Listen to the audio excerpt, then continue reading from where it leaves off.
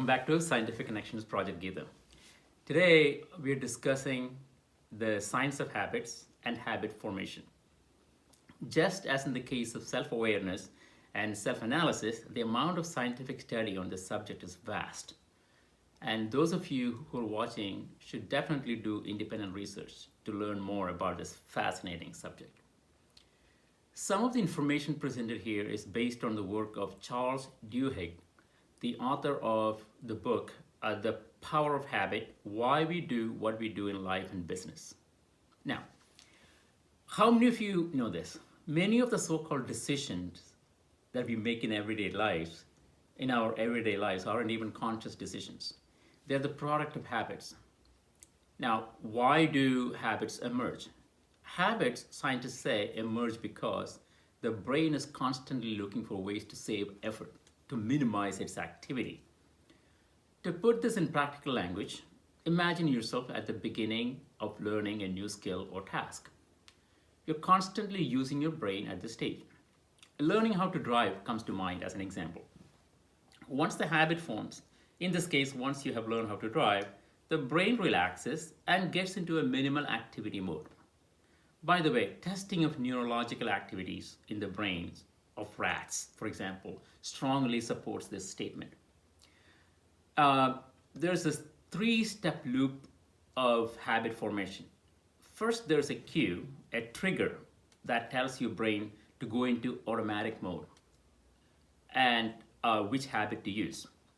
For example, the sight of a cigarette, which makes you want to smoke. Then there is this routine or behavior, which is the actual smoking in this case, in this example. By the way, the routine can be physical, mental, or emotional.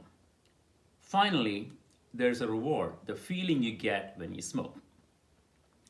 A reward releases dopamine in the brain, and this process makes you feel good, which can actually act as an additional cue.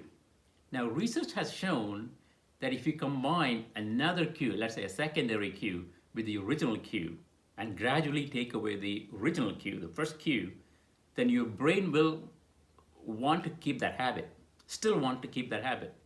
The alternate cue in this example could be something like getting bored.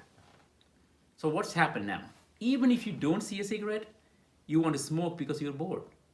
So unless you deliberately and consciously fight a habit, unless you find new routines, the pattern will unfold automatically. You get it? This is how habits are formed. In order for us to do this successfully, we must know ourselves, which was the topic of last 2 weeks' episodes, self-awareness and self-analysis and self-correction. Now, how to change a habit? Well, we know that a habit cannot be eradicated completely. It must instead be replaced.